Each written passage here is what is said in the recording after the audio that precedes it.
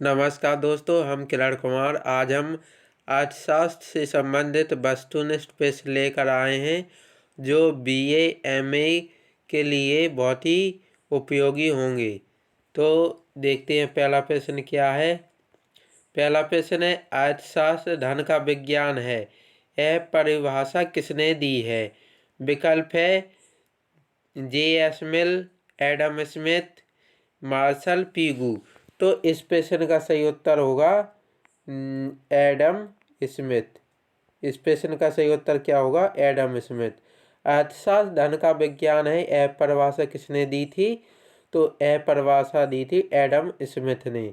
अब हम अगला प्रश्न देखते हैं। अगला प्रश्न क्या है? अगला प्रश्न देखते हैं अब हम क्या है अगला प्रश्न। अगला प्रश्न है, कौन से अर्थशास्त्री को अर्थशास्त्र का पिता कहा जाता है? यहाँ पर विकल्प दिए हैं JBC, Marshall, Adam Smith, Robbins. तो इस प्रश्न का सही उत्तर होगा एडम स्मिथ। एडम स्मिथ को अर्थशास्त्र का पिता कहा जाता है। अब हम अगला प्रश्न देखते हैं। अगला प्रश्न क्या है? अगला प्रश्न है, अर्थशास्त्र की कल्याण संबंधी परिभाषा किसने दी है? विकल्प है मार्शल ने, एडम स्मिथ ने, रॉबिन्स ने, सैमुअलसन ने। तो इस प्रश्न का सही उत्तर क्या होगा? मार्शल ने। अर्थशास्त्र की कल्याण संबंधी परिभाषा दी है किसने? मार्शल ने।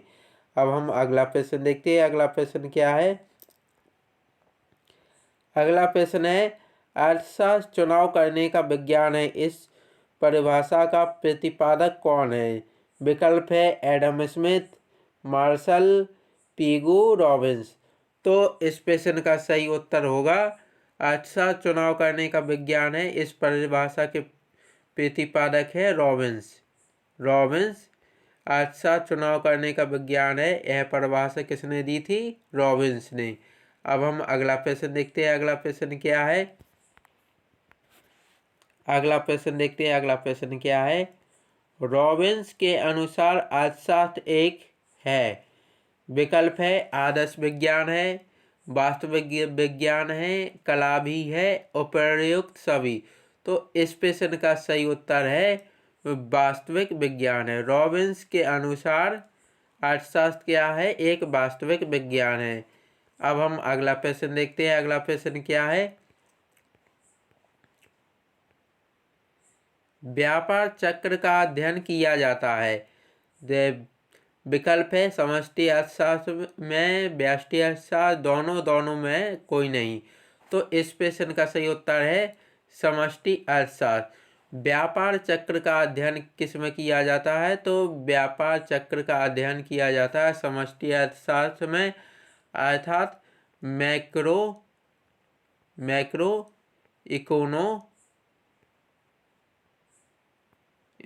इकोनॉमिक्स में व्यापार चक्र का अध्ययन किया जाता है। व्यापार चक्र का अध्ययन किस में किया जाता है? तो समष्टि अर्थशास्त्र अर्थात मैक्रो इकोनॉमिक्स में किया जाता है। अब हम अगला प्रश्न देखते हैं। अगला प्रश्न क्या है? अगला प्रश्न है, पूर्ण संतुष्टि बिंदु पर सीमांत उपयोगिता कैसी होती है? विकल्प है धनात्मक, ऋणात्मक, शून्य, अधिकतम। तो इस प्रश्न का सही उत्तर है शून्य। पूर्ण संतुष्टि पर बिंदु पर सीमांत उपयोगिता कैसी होती है? तो पूर्ण संतुष्टि बिंदु पर सीमांत उपयोगिता होती है, शून्य होती है। अब हम अगला प्रश्न देखते हैं। अगला प्रश्न क्या है? अगला प्रश्न है, जब कुल उपयोगिता अधिकतम होती है तब सीमांत उपयोगिता कैसी होती है? तो यहाँ पर विकल्प दिए है धनात्मक, ऋणात्मक, शून्य, अधिकतम। तो इस प्रश्न का सही उत्तर है शून्य। जब कुल उपयोगिता अधिकतम होती है तब सीमांत उपयोगिता कैसी होती है? तो सीमांत उपयोगिता शून्य होती है। अब हम अगला प्रश्न देखते हैं। अगला प्रश्न क्या है? अगला प्रश्न है, जब कुल उपयोगिता बढ़ती है तो सीमांत उपयोगिता की क्या स्थिति होती रहती है? क्या स्थिति रहती है। विकल्प है धनात्मक, ऋणात्मक, शून्य और अधिकतम। तो इस प्रश्न का सही उत्तर होगा धनात्मक। जब कुल उपयोगिता बढ़ती है तो सीमांत उपयोगिता की क्या स्थिति रहती है, तो सीमांत उपयोगिता धनात्मक हो जाती है। जब कुल उपयोगिता बढ़ेगी तो सीमांत उपयोगिता भी बढ़ेगी। अब हम अगला प्रश्न देखते हैं। अगला प्रश्न क्या है। अगला प्रश्न है सीमांत उपयोगिता ह्रास नियम उपयोगिता के किस लक्षण पर आधारित है। किस लक्षण पर आधारित है। विकल्प है आवश्यकता अनंत है, आवश्यकता पूरक होती हैं, आवश्यकता की संतुष्टि होती है, आवश्यकताएं प्रतियोगी होती हैं। तो इस प्रश्न का सही उत्तर है आवश्यकता की संतुष्टि होती है।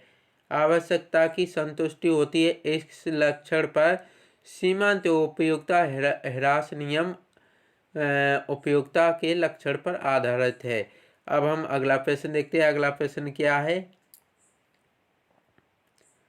अगला प्रश्न है उपयोगिता के गणनात्मक दृष्टिकोण का प्रतिपादन किसने किया था। विकल्प है प्रोफेसर एलन ने, प्रोफेसर हिक्स ने, प्रोफेसर पेरेटो ने, प्रोफेसर मार्शल ने। तो इस प्रश्न का सही उत्तर है प्रोफेसर मार्शल ने। उपयोगिता के गणनात्मक दृष्टिकोण का प्रतिपादन किसने किया था, तो प्रोफेसर मार्शल ने उपयोगिता के गणनात्मक दृष्टिकोण का प्रतिपादन किया था। अब हम अगला प्रश्न देखते हैं जो कि इस वीडियो का अंतिम प्रश्न होगा। अगला प्रश्न है उदासीनता वक्रों की सहायता से उपभोक्ता की बचत की व्याख्या की है। विकल्प है प्रोफेसर मार्शल ने, प्रोफेसर पेंसन ने, प्रोफेसर मेहता ने, प्रोफेसर हिक्स ने। तो इस प्रश्न का सही उत्तर है प्रोफेसर हिक्स ने। उदासीनता वक्रों की सहायता से किसने उपभोक्ता की बचत की व्याख्या की है, तो प्रोफेसर हिक्स ने उदासीनता वक्रों की सहायता से उपभोक्ता की बचत की व्याख्या की है। तो दोस्तों यह अर्थशास्त्र से संबंधित वस्तुनिष्ठ प्रश्न थे। अगर आपको यह वीडियो अच्छा लगा हो तो अपने दोस्तों के साथ इस वीडियो को शेयर करें, वीडियो को लाइक करें। और जो दोस्त इसी तरह का अर्थशास्त्र से संबंधित वीडियो पाना चाहते हैं वो हमारे इस यूट्यूब चैनल को सब्सक्राइब कर लें, साथ में घंटी वाले बटन को भी दबा दें, जिससे हम किसी तरह का कोई वीडियो अपलोड करें तो उसकी सूचना आपको सबसे पहले मिल सके। वीडियो देखने के लिए बहुत बहुत धन्यवाद।